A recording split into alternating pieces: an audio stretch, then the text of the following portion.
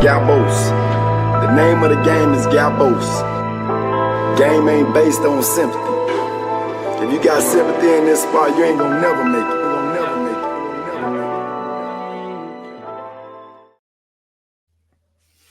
Yo, welcome back to Gabo Sports. You're probably sick of seeing our faces this week because we really up the media content. We're content creators now. You know, we're not just part-time. We're not just here. Yeah, we'll give it a go. Yeah, maybe we'll shut up. No, we're here. Three TikToks a day, two podcast drops a week. We're moving diffy with it. A lot of accusations last week that I pulled a sickie not to cover Arsenal's result, but I'm here, and I'm joined by a streamlined partnership of the Manchester United and QPR representative, Mr. Isa.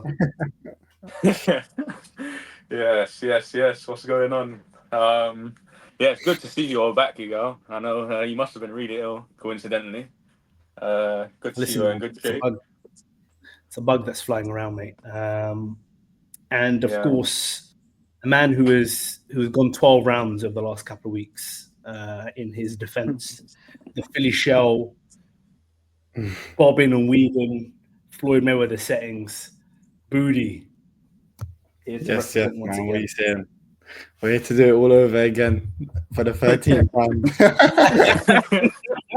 It really does feel like that. I'm not gonna lie to you, man. It really feel like that. Yeah.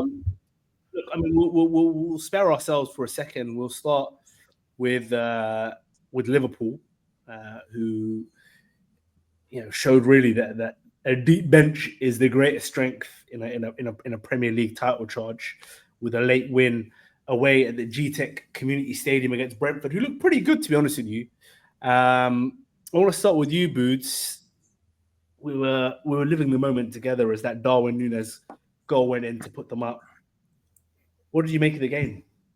Did you? Hey, can I ask you? I didn't ask you. You know when you said, "Oh, this has 2-0 written all over it." This was before anyone scored a goal, innit? It was Yeah, bro, that's crazy. Literally, a couple minutes before, context for the viewers, a couple minutes before Darwin Núñez scores his brace, this guy says, "Spare your time. This has 2-0 written all over it. Liverpool are gonna win." And a couple minutes later, 2-0, 2 goals by Darwin Núñez. Bro, do you know they had 35 shots on Brentford's goal before they scored? Yeah, but there's those shots. A lot of them were like out. Like I wasn't really super moved by Liverpool. I'm not gonna lie. Like they looked. Bro, but in the beginning, Damsgaard, I do not know how he doesn't put that away. It's all he needs is any touch, and it's in the back of the net. Gakpo should have done better for one of the chances, but bar that, Liverpool weren't really. I know the stats all say that Liverpool looked like they were pummeling them and stuff, but it was pretty mundane, to be honest, until I think 30 of the shots or 29 were off target, so. It's a bit of a flattering stat. Yeah. They had 8 on target. They had 8 on target. But yeah, they had a 5 that were off target, yeah. Do you know who I think? I swear he gives me Martinelli vibes, yeah? Is Luis Diaz. Obviously, he's got a better bag, but his decision making, like when I was watching that game, and it's been more than once this season, when I watched the games, I'm like, bro, are you stupid? Like some of the decisions he makes are so dumb. Bro, even against Forest, where he could have slot in Salah and he bottles it. Like he's such a frustrating player to watch. But yeah, for the most part, man, bro, Trent came up clutch at the end of the assist to Darwin Núñez, bro. I never thought I'd say that, bro, but yeah. There's a guy, I know Darwin got the goals, but there's a guy who deserves all the credit in the world. He's another substitute that came on, and I hate this guy. Fucking hate this guy. But it's Harvey Elliott, bro. Harvey Elliott in the off spaces, he's the guy who played the ball to Trent for the assist, and then the second one obviously assisted it himself. And yeah, man, it's just, bro, they've got ammunition on the bench, and they bring them on like. Do you know what it is? Yeah, the guys that they bring on, you don't think like, whoa, they're bringing on Elliot. Like, you're not like, whoa, but they're good enough for that fresh legs to like make a difference in like things like, bro, where we have like under 18-year-olds on their bench, they have like decent players that to bring on, have them in volume. Then we'll get to that to the Arsenal bench shortly. But yeah, I mean, look, bro, guys like Ole Gunnar Solskjaer, I doubt people were quaking their boots when they came off the bench. But at the same time, that's how you build your reputation. It's the same with the guys like Diogo Jota. Okay, Diogo Jota is like good enough to kind of be a star, but when he's coming off the bench, you're like, well, okay, we got another like a different kind of threat to deal with. And yeah, man, it's famous last words, but it's hard to see. It's hard to see them slipping up in a major way, man. I think they've got themselves in a very commanding position in a very mediocre season. And I don't think anybody's got what it takes to really kind of put the pressure on in the right kind of way at this point. There's been bigger drop-offs, but yeah, let's see. Issa, what do you make of it all? I think, you know what, yeah? I think it's a very, very important win, this one. Not just because Liverpool got the 3 points, but I think Arsenal, if they were chasing, I think they've let that one slip completely. I think, bro, listen, 21 games played. There's like 15, 16, whatever games left. I just don't see, I can't see how, like, what's it now? 6 points clear with a game in hand. I just can't see. I don't see how, specifically Arsenal, how they are now. I can't see how they'll overturn that deficit, unless Liverpool have a fall off, which I can't see, and Arsenal strengthen crazy in the transfer window. But apart from that, I think it's done and dusted. I'll be honest. Yeah, I fear for that. I fear for the same thing, and I think it's a nice segue into Arsenal, who obviously don't have the same depth coming off the bench, bro. Some of these guys, calling them FIFA regens would be polite. These are, I don't know where he found these. These guys were match-paying fans that he asked to be on the bench. I have no idea. I have no idea who some of these guys, Butler, Oladeji, who is he? I haven't even seen these guys in under 21s. Where is he finding these guys? Where is he finding these guys? Look, we're going to get into it, Booty, because obviously we have completely differing opinions on how we should move forward and what the current state of play is, even. But I want to get your honest appraisal of what is just an absolute howler of a game. Bro, do you know what it is? I'll tell you what's the saddest thing, yeah? I wasn't even angry. Like, within the game, I wasn't surprised, nothing. Like, bro, look, I think we start the first 55 minutes. I think we're doing well. They had the odd chance here and there, but we done well in regards to we pinned them back. We had a few chances. We went 2-0 up, obviously, but the in-game management after that was horrendous, man. Can't lie, bruv. I was saying on the chat, bruv, get Partey off. He looks like he's cooked. The first goal comes from Digne crossing the ball, and I don't know where Partey was, supposedly the right back in that situation. He wasn't even close to Digne, who puts in the cross, and Marino should be doing better for the Tillemans header. And then the second one is the worst one, because who the hell is he gone to mark? It's like he saw a ghost and he ran towards. There's no one there. He literally had him and he left him, bro. It was so disabled. It was a dirty ball in by Cash there. Bro, he doesn't need to move. If he doesn't move, it's like he match fix. On my life, he chests it down, he can bring it down, he can have a cup of tea with it and clear it. He moved out of the way of the part of the cross. It made no sense. Yeah, I hear that. Listen, man. I think we're gonna have Booty experiencing a few technical difficulties, so I'll take over from here and I'll spare you all the meaningless propaganda that he was gonna force down your throats. The truth is, Igal, what was your pre-match prediction on this? My pre-match prediction was a loss. By the way, it was genuinely a loss. I knew we were going to lose that game. The fact that we drew the game makes it worse than a loss. If that makes any sense to you at all, bruv. A loss, yeah, I can accept. But now this season, it's 12 points dropped from winning positions. Yeah. 12 points dropped from winning positions. Last season, we only dropped 11 points the whole season from winning positions. If you want to be a champion, you got to close out the tight ones. That's all there is to it. Bro, when you go 2-0 up, yeah, like, bro, we're time wasting corners, we're time wasting throw-ins. Like, his in-game management is dog shit. His player recruitment is suspect. I can't keep going around in circles every week. We've given this guy over 5 years now. You know what I'm saying? We've given him over 5 years. And the truth of the matter is, like, this is what he's produced. After 5 years of watching this guy, I don't care about injuries. You know what I'm saying? I do not care about injuries. Because that team, yeah, when you look at that lineup, you don't have to play them in those positions. Like, you really don't have to play them in those positions. You've got a nice data set that shows you Thomas Partey is costing you points playing in that position. Yeah. So when you've had 5 games where you've had that experience, why the fuck would you do it on the 6th game?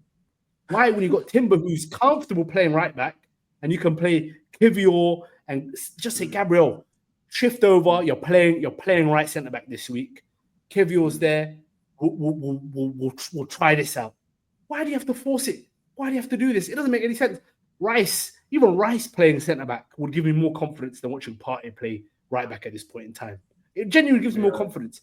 He can play it comfy. He can drive out with it. Like, sure, he's not as composed as Saliba and all the rest of it, but bro, Thomas Partey,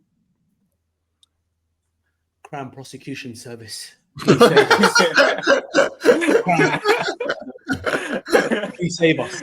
Bro, I can't stand this guy, and there's no way that he's going to get rid of him. He's going to run his contract down after all the scandal, after all the injuries, after everything, bro. I'm sick and tired of watching this guy play football. Get this guy out of here. Get Arteta out of here. Ancelotti's out of contract at the end of the season. He's leaving Real Madrid. Get me a serious coach. With this crop of players, bro, we can go on to do something truly special. But with Mikel Arteta, go on. Wait, 1 second. Arteta made 1 sub in the game, and it was Sterling on for Martinelli, right?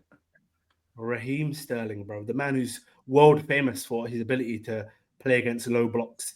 Bro, he gets the ball, yeah, and he stands on it, and then he expects something to just magically appear out of thin air.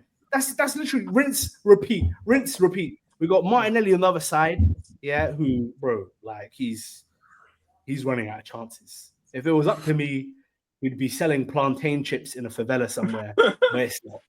You know what I'm saying? If it was up to me, I'd have him straight back on Sao Paulo settings, get him the fuck out of here. And then Kai Havertz in the dying embers of the game. Yeah, when that fucking club-footed oaf Marino managed to finally do something. The duel master, who, by the way, who missed the header against was it Watkins? Who was it? Yeah, it was Watkins. No, Tielemans.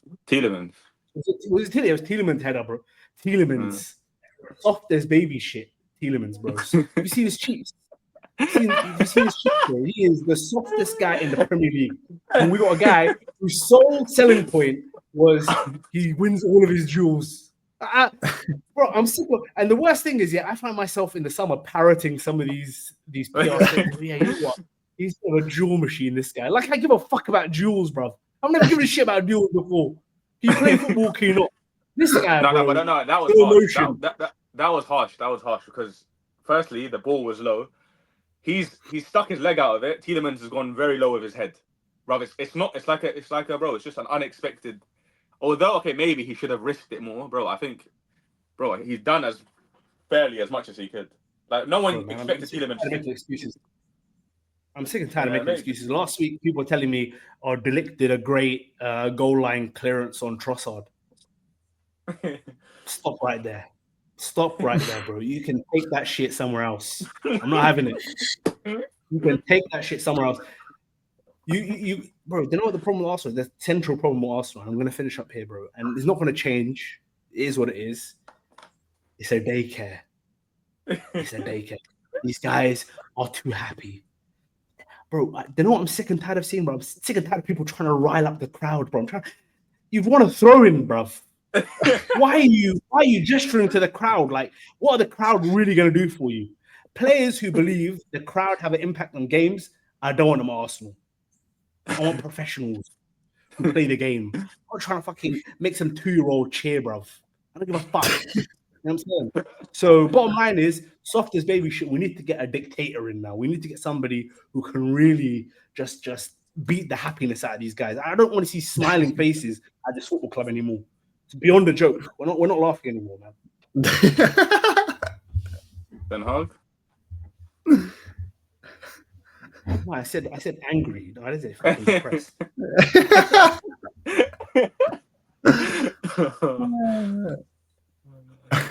So yeah, man, that's my take. I know you're interrupted, by the way, by the technical difficulties, Booty, man, and I went on a bit of a rant. So I want to get your thoughts on, I guess, the result, what it means for us, and we're in January. We haven't looked like we're going to sign anybody, but I want to get your thoughts on what we need to do in the next bloody 10 days. Bro, you know what we need to do, man. We need to sign someone and someone serious, bro. But, bro, it looks like it's too little, too late. You know what I'm trying to say? Like, bro, Saka went down when? When did he go down? Palace? And that was what, before, in December? Then Jesus went down, like, what is it? It's been a week now? Bro, there's nothing. Like, no one's saying anything about anyone serious. Like, no one's serious saying, linking us with any serious names. And it's what, 10 days left of the transfer window. So, yeah, man. Would you have wanted Kolo Muani? No. Nah. Serious, bro. Yeah, but like who would you expect bro, to like be able someone to get like Jan? Bro, Osimhen, like he said, there's a release clause there. Sesko's there. Gyökeres has got a release clause. Bro, who else? I don't know. Even Cunha. Bro, look at City. Yeah, their front line. Yeah, they have a better front line than us, and they went and splashed 85 M's on a forward. Liverpool are looking to bring in forwards, and they have a better front line than us, and we're just sitting on our hands, bro. And if Jesus didn't get injured, we wouldn't have brought in a single person. That's if we bring someone in. But why? Why do you think you're not signing, or you're not activating these release clauses for these players? Like, do you think it's on you're being stingy with your P's? You're waiting for a good bargain. Arteta's like, nah, I trust Havertz. What's the situation? Well, Arteta, look, one thing Arteta's been saying every interview now, like even Ferdinand pressed him, he said we need players. So it's clearly the board, they're not trying to release no funds in Jan. And I don't know for what reason, but usually our January is in general, bro. Like whether it comes to when we wanted João Felix to get us across the line when Jesus went down, didn't happen. Mudryk, XY, Caicedo, we end up with Jorginho. Like we're just, bro, when it comes to actually getting the deals across the line or putting the money down in January, we always bottle it, bro. So it's just the history of the Arsenal. Maybe they don't. I'll tell you what, but I think our only chance here of getting anybody, is hoping Chelsea sign somebody sick so we can get one of their rejects. If they sign Osimhen, we might be able to get Jackson on loan. Really, that's how we operate, bro. Let's be honest. We're not a serious institution. We're just not a serious institution, and I don't know how long. Yeah, I don't know how long we can carry on like this before we boot this guy out, bro. I was just saying, 12 points we dropped from winning positions so far this season. We dropped 11 all of last season. Like at some point, we got to say, one step forward, 2 step backwards. We're not looking too good. We're not looking too good. But rather than linger on our misery, I think it's time to move on to somebody else's misery. No misery here, bro. No misery here. No. Wait, I'm saving you guys for a little bit later, bro. There's okay. a United legend who returned to Premier League management today, this month, and he produced a fantastic result at Goodison Park. The one and only David Moyes, who is now looking to send Ange Postecoglou straight to the gallows. Everton win 3-2. The scoreline is a lot more flattering than it actually was. Spurs pulled 2 back. What did we make of that game? What do we think of Ange's future prospects? Issa, let's start with you on this one. I can't lie. Listen. Although I knew Moyes coming back I think it's a good thing for Everton, and I expected some not. I know he was there before, but like some sort of new manager bounce. I just think Tottenham absolutely bottled it, bro. I expected them at least to go away with a point, but to go down just before half time, to go down 3-0, that's an absolute howler. And I think it's unforgivable. If I'm Spurs, listen, I like Ange, but he's just fucking stubborn, bro. He's just so stubborn. And he's similar to Amarin, but he's been there much longer. And I think Spurs bottled it, and the best thing they can do now is part ways with Ange, because it doesn't look like there's any upward trajectory for Spurs. But good result for Everton. Although I had them going down this season, I think the change in managers it'll be enough to keep them up. But Spurs absolutely bottled it. Absolutely bottled it. Bro, did you see the Calvert-Lewin goal though? That guy got spun out of his boots, bro. I haven't seen Calvert-Lewin doing anything like that since what Ancelotti was managing them, bro. And Ndai as well. He looks like a decent little player. That guy, was he from Senegal? I think. Yeah. Bro, yeah. Everton. I don't know. You're saying you didn't expect it, but it's a Moyes side. Moyes is always hard to beat. Everton in general, when you go to Goodison Park, you know how they're gonna play, and I feel like they're tailor-made to smoke Tottenham basically, but maybe not a 3-0 at first half. That was crazy. I can't lie, I didn't expect that, but I didn't expect them to win. I don't expect Tottenham to win any game anymore, to be honest. Son looks, bro. He had a chance as well. That chance, bro. He looks cooked. Son, he's finished. I don't know about Ange, bro. I sympathize with him in terms of his injuries and whatever, but it's got to a point where, bro, where I can't. They've got like 12 L's already this season. That's insane, bro. It's not normal, bro. Like he can't take criticism, bro. He's going rogue now. Anytime any of the media like bat some criticism towards him, he goes off the rails, bro. Yeah. Going crazy. By the way, he doesn't look at the camera anymore. He's been defeated. This is him every single week. Well, it's not acceptable, but we got to get it together. All I'm thinking about is Sunday at the moment, mate. It was a big loss, a tough loss. Obviously, we've got to work. We've got a lot of injuries, but we'll work on the football pitch, mate. That was an Andrew. Everton. Everton are 4 points behind them with a game in hand, and they're 16th. That's fucked. Yeah, bro. By the way, you said that for the first goal, the first goal was not on. Okay, Dragusin got spun, yeah, but that first goal is entirely on Archie Gray, bruv, who forgot he was a centre back. And I feel sorry for the guy. He's played in 11 different positions this season, and he was literally in midfield, and the midfielders couldn't come back quick enough. And poor Dragusin, bruv, who just looks. I mean, I could say something about him, but I would get legitimately cancelled. And he's just absolutely gash, and he bought him. So you got to hold the licks on that. It's going to be the classic move, Levy's going to sack him. Then they're going to sign like a very, very defensive manager. He's going to bore the fucking life out of the fans. Then the defensive manager is going to start losing. They're going to be like, we need to get back to what Spurs are all about: attacking, front foot football. And they're going to get another guy who's just going to spread his cheeks wide open. And, just rinse and repeat. It's just, we've spent too much time on Spurs. I just wanted to cover them because it was before you go, this is a good segue for you anyways.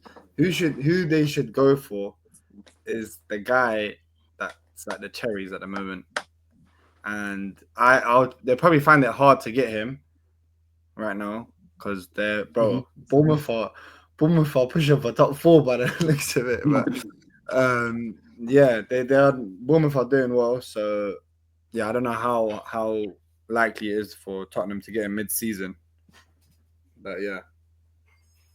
Bro, if he has any aspirations for his career, he would turn that move down. If I was at Tranmere Rovers and Tottenham Hotspur gave me a call, I'd turn it down. Because after that, bro, it's just a downward spiral, isn't it? Really, like it's not gonna end up well for you, man. But yeah, no, that would definitely be a great signing for them. And I mean, what a job he's doing, boys. 4-1 at St. James's Park, probably top 4, top 5 hardest away grounds to go to in the league. And you know, Cliver Jr. got his lick back for his dad. Everyone saw the stat. Sure, he scored more goals than his dad at St. James's Park, and his dad played for Newcastle. Obviously, the legendary Patrick Kluivert. We all watched the game, I hope. I know Booty 100% did. Boots, kick us off, man. It was probably the game of the weekend. Yeah, bro. Do you know what it is? I swear, bro. They got Bournemouth. When I deeped it, when I was watching the game, I was like, they've got a few good pieces. I know Kluivert is the star of the show, and maybe he'll make a decent move. But Semenyo, Kirkes, and Huizen, that centre back, bro, they can play, man. But obviously, got to start off with Kluivert, bruv. All his finishes were nice, but the last one was ridiculous. That he just whacked it bottom bins. And bro, Newcastle never looked like they were in the game, bruv. I was shocked because they're playing at home, and they were just getting bad. And Isak, bro, he didn't have a say in the whole game. But yeah. Bro, they've got comfortably the most high turnovers in the whole league. So they got 132 high turnovers. Arsenal second place have 115, joint with Spurs. And bro, that's what they do. Like when you watch that game, they just pressed the shit out of Newcastle, man for man, all over the pitch. And it wasn't just the names you mentioned, although they're probably the standout players. You also got to look at this David Brooks guy, fucking very, very tiny little player, and Dango Uatra, whatever his name is, bro. These guys, Utara. I don't know where you find them. Utara, yeah. Well, bro, but these guys are very, very solid players, man. And I'm not sure if it's gonna last, but I mean, obviously they had a great season last season. But bro, they are just it's just what did Adams call it? He said controlled chaos. It's just rampaging all over the pitch, bro. And Newcastle, who are kind of famous for high intensity, clashes all over the pitch, physical style of play, they were just kind of left chasing shadows for the majority of it. So huge win for them. I would love it for them to make it top 4, but let's see, man. Let's see how it goes. Bro, the craziest thing is that both their strikers are out for this season. They had to play Otara, who's not even a striker up top, but he looked cold. I'm not gonna lie, he's unlucky that his goal got chalked off. And bro, they have like 6-7 injuries, and they're still doing they're still punching above their weight. Bro, I think Newcastle. Bro, it's just that game, bro. Newcastle just got cooked, bro. Bournemouth looked like they wanted it more, bro. That's basically it. And bro, the whole game, nothing exciting coming from Newcastle. I told you last week and the week before, you lot got fooled by this Eddie Howe run. They need to get him out. He is not him, bro. Eddie Howe is not him. I'm telling you. But this is the thing, bro. This is their first out in 9 wins, bro. Like they've got had 9 wins, and the top 4 race is City are back and forth. Shit, bro. City are not here to go away. But hold on, wait. If City make 1 or 2 good signings in Jan. Bro, I don't know. I said 1 or 2. They've made 3 signings, G. No, but I mean serious signings, not these fucking unknown kids from Brazil, bro. I'm talking about serious signings. Yeah. I don't think they'll be far off it. Maybe. Far off what? Far off the league. Yeah, that's what I said. Bro, I mean, look, that would take an absolute miracle at this point in time, yeah, considering they're 12 points off and Liverpool got a game in hand. But if you go back a few weeks, first of all, I said Eddie Howe needs to leave regardless. He's reached the ceiling of his potential, in my humble opinion. And I said if City do make a couple of signings, I mean, stranger things have happened. They need if that was to happen, they need to make midfield signings because their midfield's still washed, man. They signed a couple of defenders, they signed a forward, but the midfield is the midfield, isn't it? We'll cover them shortly, but before then, let's look at their crosstown rivals. There was a video 442 posted. Yeah, I don't know if you saw this video. There's a guy called David Clearly, and he posted it maybe a week and a half ago, and he was going through the run of games after the Liverpool fixture. And bro, I've said maybe we'll attach the video in this if we can, but he literally called it dead on. He said, "Look, they're gonna have a life and death punch up coming from behind win against Southampton, and they're gonna get their trousers well and truly pulled down by Brighton because nothing has changed with Manchester United."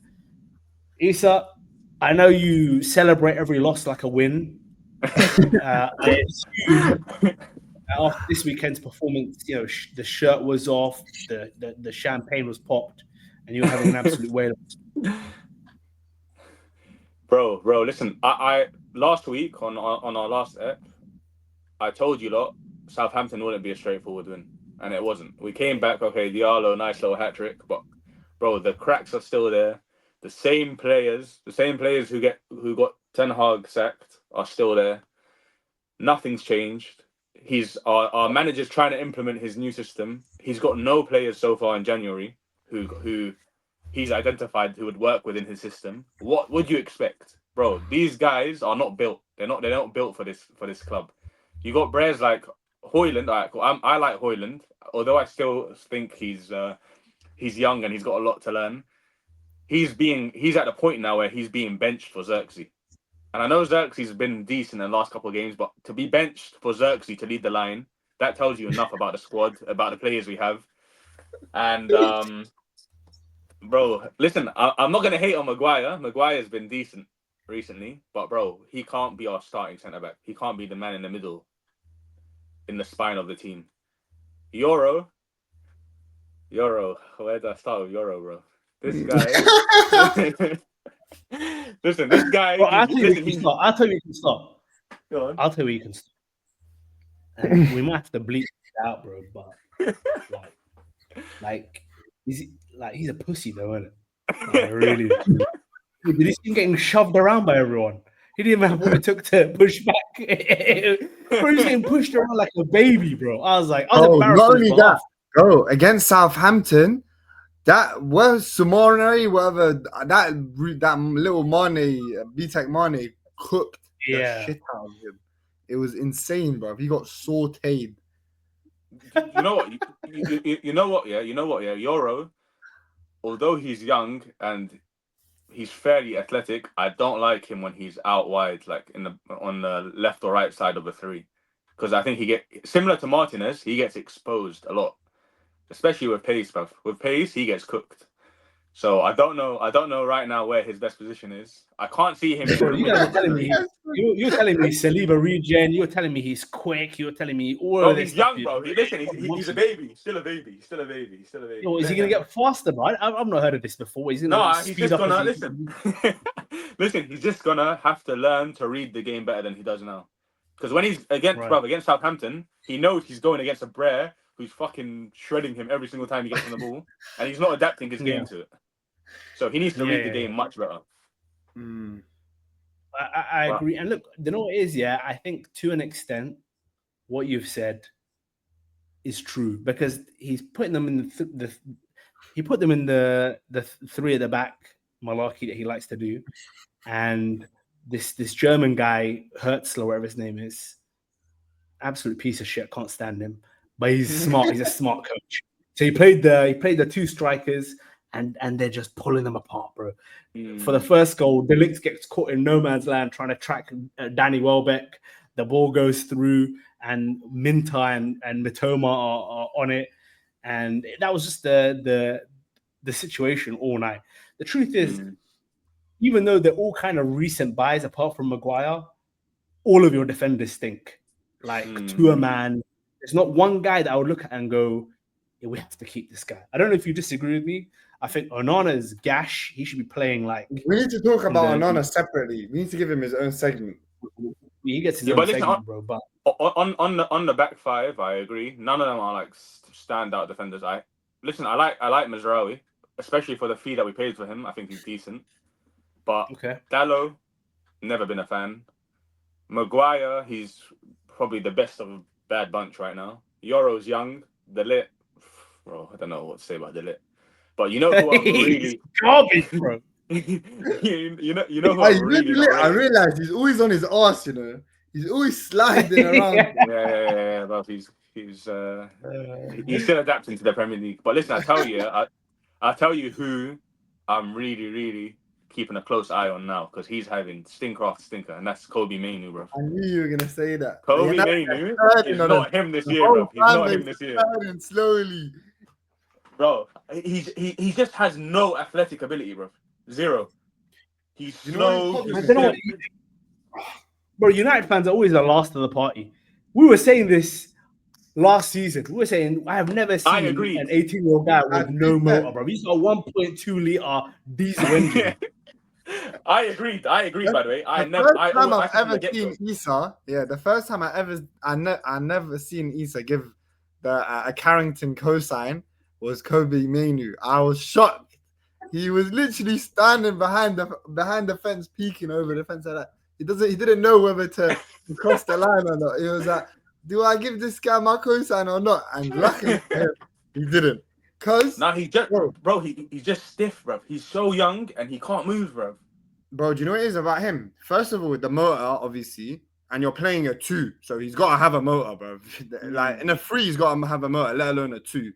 But he's not a progressive passer, and his main attribute is like he can drive through guys, but that dies down as the game goes on because he's got a motor, and he's a bit weak, bro. Like I think last year he was better when he was pushed further up the pitch because he scored some clutch goals, show a bit of his own individual creativity, but as a deep lying midfielder, I don't see it, bro, because he's not physical and he keeps every game now. He's getting hooked off, and Fernandes is going into a deeper role because, bro, we're short on options in that position, and you have to sort of play him. But, bro, throughout the game, you start to see that he fizzles out. He starts losing possession.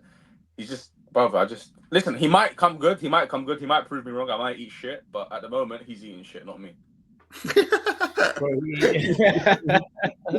Bro, you know, he's got, if you're aligned, bro, he's got what's his name? Darren Gibson. He's got the Darren Gibson career path. And we're going to see him very shortly. And then he's going to start playing for Congo, wherever he's from. And then we're going to see him in Turkey. And we're going to see him like in the Republic of Ireland League. NGMI. He's not going to make it. Bro, the what's it called? If United are smart, they will not give him a penny of that 200 racks he's asking, bro. He has done nothing to ask for 200 racks a week. He had half a good season last year. He needs to calm down. They just gave him a new contract. He needs to calm down and apply his trade, bro. But the guy will need to go on, Issa. We're trying to flog some homegrown players, and it might come back to bite me. But I would right now. He's done nothing to make me say he's untouchable. I would flog him now if we need the money. Not bad. Him, Garnacho. All right, Garnacho.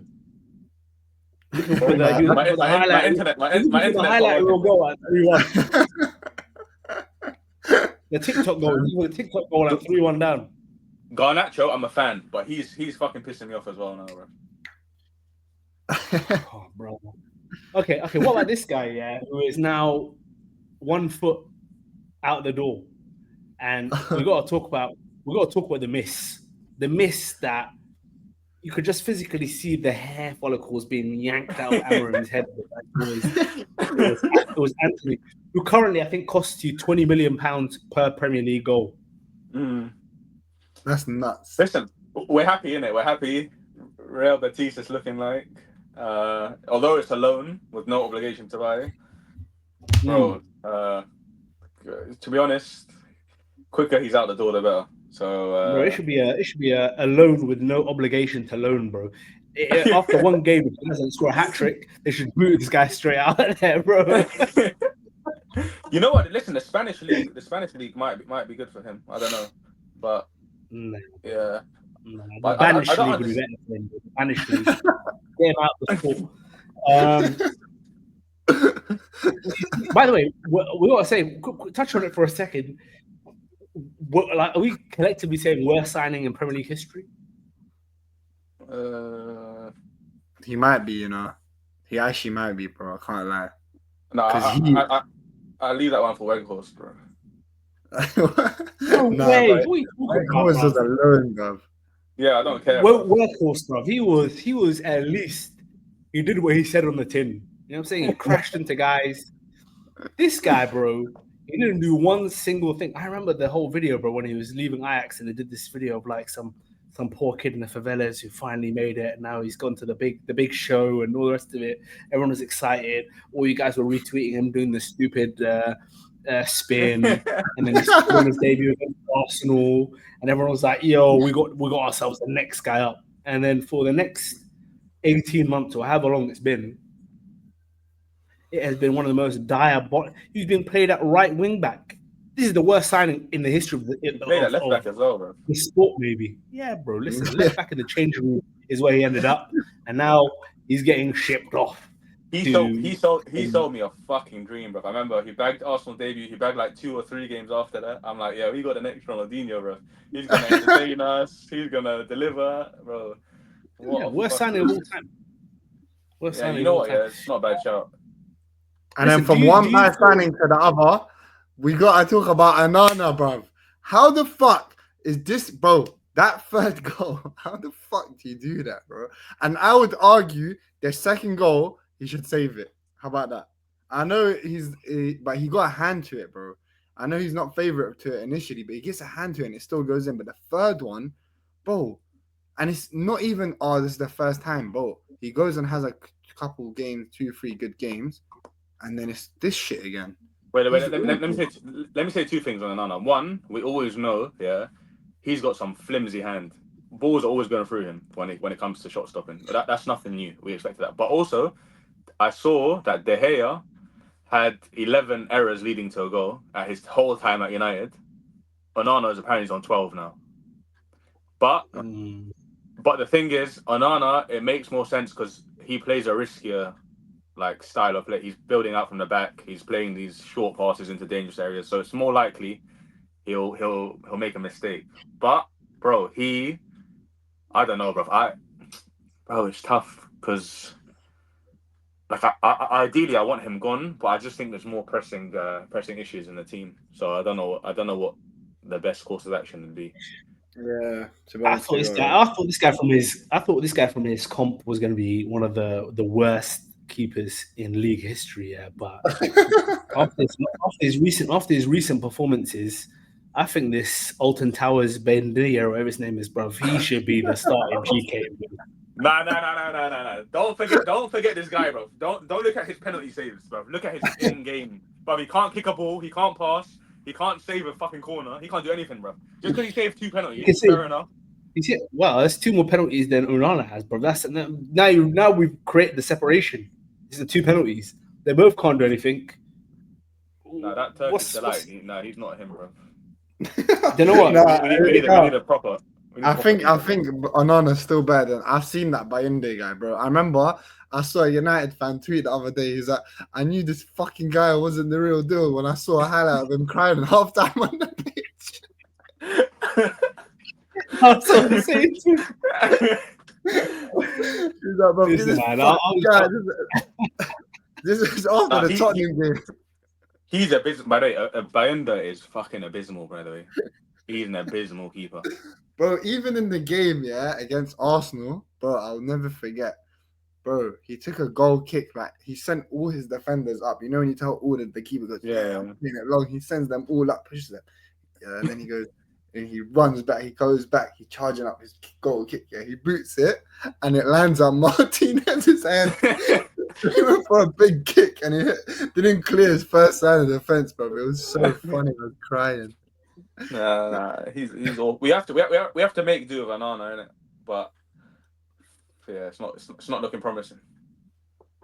Yeah, bro. The only bright spark you have is Amad Diallo, man. He's to be fair, that kid, he's playing well. He's balling, man. And Bruno, I don't know, was he good against Brighton?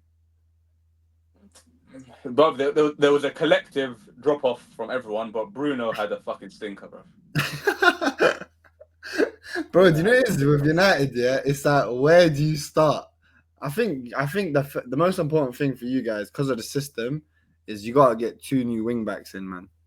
Like, because you haven't got a left back, if you keep it a buck, and Dallo, innit? Bro, I can't lie, yeah, we're linked with this left back from Lecce, the left wing back. Forgot his name. Lecce. That's milk. I'm trying to remember his name, bro. I thought it was an Indian song, was it not? Lecce. No, but I looked at his highlights just to see what he's about. Bro, he's just another stiff looking player. He just looks like he's Patrick Dorgu. He's Danish. Oh, Dorgu. Yeah, I heard bare United fans they were gassed about him, but he's super rapid though now. Yeah, but I just watched his highlights and just looks like he can't fucking kick a ball, bro. He's not looking good. But we have to see in it. He's looking like Malacia, but with less tech. That's zero tech then. You're not wrong, bro. That is not a good side point, bro. No. Listen, where are you at with the manager? Like, obviously, he's had a couple of weeks. I cannot believe you just said that. He's like Malacia, but with less tech. What? How do we quantify that? No, but he's not looking like a. I don't know. Maybe he's got something that I can't see, but he just looked fucking mid, bro. I don't know. Let's see. I don't know, bro. When you start buying from teams like Lecce, bro, you have to ask some serious questions, bro. They're not even a licensed team on FIFA, bro. They want 40 million. On FIFA, they're called Condensed Milk FC. Where are we at with the manager, by the way, man? Because obviously he's now breaking records. I mean, they're doing it. They're doing it one after another at the moment. Now, obviously, he hasn't built his team. He hasn't had an opportunity to, really implement his style. Maybe the players don't fit. But have you seen enough to justify a multiple window rebuild around a 3-5-2 model, or whatever it is? Have you seen enough for you to go, yeah, listen, let's just open the purse strings. Let's get rid of the 4-3-3 historic style that we used to play with on the day after Dennis Law's death, the Holy Trinity and all that. You abandon all of that and you go for this clunky 3-5-2 style, and you just start buying, brick tops for the centre back line. And what are we saying? Let me tell you this, yeah. Firstly, with Amorim, I can only go off what I've seen at Sporting in it, because when he's come to United, it's been a disaster. I'm just hoping he can do what he's done at Sporting with United. And for me, with a manager, one of the most important things is how he conducts his interviews, innit? Because we've seen Ten Hag's interviews. They're fucking Agreed. They're a disaster, bro. But Amorim is like, although I like his interviews, like he's charismatic, he answers the questions, he engages, he's starting to piss me off a bit with things he says. Like he's starting to point out obvious things. He's like, yeah, I know I've come in and I've got more losses than the last manager who they've sacked, and it's not great, and I'm not happy. And the fact that he keeps saying these things that are obvious. Do fucking something about it then, bro. Do something about it. But one thing I do rate is he's not diverting from his style. Because the moment he diverts, I'm going to say this guy, he's not him, bruv. He's not cut out for this. He's folding to pressure. I want him to stick to his style, and I'll give him the January and summer window. After the summer window, if I see there hasn't been a vast improvement, this is bearing in mind that he gets the players that he wants. If there's no vast improvement to the squad, I'll call for his head. You're saying January next January? No, January. 10 days. This window and the summer. This window. Yeah, and the but summer. this window, United aren't doing any business, bro. They're just getting rid of I know, bum. but he was complaining. Amorim's been complaining because of the Christmas fixtures. He didn't have time to train the teams to the bit. He keeps repeating about these. It's basics of football. So now he'll have the rest of the season. He'll have pre-season. He'll have a window. So we'll see whether he's. I'm not expecting to go and win a league in next season, but I want to see that style that he's talking about. These basics of football that he keeps repeating. I need to see them. So let's see. But like I'm not too comfortable right now. I can see the mitigating factors, but I need to see something in next season after pre-season. I have to see something. And bro, for me, I mean, I've seen some clips of his presses. I don't really watch it in as much depth as you do. But for him right now, this January, forget about incoming players. It has to be how many guys can he boot out. If he can get rid of Garnacho and Mainu and Anthony and collect some cash to make sure that the summer he's lined up, then he's done a good job. Because everyone knows with the whole peace stuff, they're kind of in a tricky position to bring anybody in. But you got to, utilize the academy. You got to start bringing some faces through. You have to use whatever you've got at your disposal. If you don't want to buy players, you have to start bringing guys through and just start making some statements, dropping guys and saying, you know what, he's not part of the long-term future. Let me see what a couple of these academy kids can do. We're going to take some L's, but as long as we don't get relegated, we won't have Europe cluttering up the fixture list this next season. We can start to get some traction, some feel-good feeling around the club. But if you're playing some of these absolute tragedies week in and week out, then bruv, you reap what you sow at the end of the day, man. Listen, he's making it clear, in my opinion, on the players he doesn't rate. Like we've seen with Rashford, Garnacho, he dropped him for a while. He's only a sub now. Anthony is on his way out, so he's making it clear. Like these players are not part of my plan. These players are. There still needs to be a lot more. Like a lot more need to go out. Do you reckon you can get Rashford out before the end of the window? I think it'll be tough. Hopefully, but I can't see it, to be honest. Looks like Dortmund are going for him though now. Yeah, I mean it's gonna be a loan, similar to Anthony, but I think summer is where we'll see if there's gonna be any departures. We'll see some big departures in summer, but not January. I don't. Do you know what it is? I would even keep Rashford at this point. Like until summer, I don't think there's unless we're gonna find a replacement. If we're losing Anthony and we're losing Rashford, we're gonna be thin in attacking positions. Like who have we got? Xerxes, Hoyden. You're thin with them there. No, but come on, we need some depth. We need some depth, bro. We need some depth. Yeah, bro. Just get some kids, bro. With that being said, I want to quickly. The last team I want to scan over before we close the show is obviously the reigning, defending champions who absolutely mauled Ipswich. And we can go on and talk about Phil Foden, 5 goals in 3 games, and maybe reigniting some of his form. But what do you guys think about this McAtee kid? Have you seen this guy play football yet? Yeah, I'm a fan. I rate him highly. I think he's sick, man. Yeah. He was at Sheffield last year, and he was all right. He was like their shining.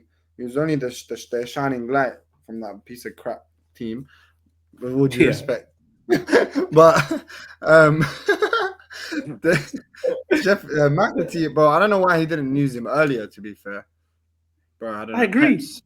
A bit stubborn when it comes to these things. But yeah. Pep's Pep from at this point in time, and there's not much else he's going to do. But bro, I think he should be a shoe-in to start. Everyone's starting to come back to full fitness. They had like the whole team readily available. Shall I tell you what's a big plus for them? Kovacic, because even though when Rodri came out, and I'm not like the biggest fan of Kovacic, but he's the only one bar Rodri that can do that role, that 6 role. Because when they were both out, they would just look so dead, bro. But now he's back, he looks a bit better for City. I agree, man. I agree. Did you see Pep's going through a divorce with his wife? Yeah, I saw. Apparently, the breaking point was him signing the new deal. Apparently, she wanted out of Manchester, and he wasn't ready to walk away with it. And that was it. I'm not gonna lie to you. Look, I'm not here to really comment on people's relationships and stuff, but he's definitely an upgrade on wherever he finds next. He's definitely an upgrade. I was shocked. I was like, captain of Barcelona, captain of Spain. So what's he doing? What's he doing? So yeah, bro, I think he's gonna turn Manchester upside down, bro. So let's keep an eye out. We'll have a little Pep watch, little button at the bottom of the right. We've got our scouts all over Manchester. We'll keep a track of that to see how he's doing in his quest to find a new Boothang, and we'll keep it to that today. If we didn't mention your team, it's because nobody cares about them. And if you do want us to talk about your team, whatever team it is, we'll do one random team a week maybe that we just keep an eye on across the world of football. And comment, like, subscribe, follow the TikTok. We're going to now be launching on some other social media platforms. Red Note for our Chinese audience. We're going to be launching on Tuk Tuk, which is the Indian version of TikTok. Very, very well. And thank you very much. Thank you. Much love. Good night.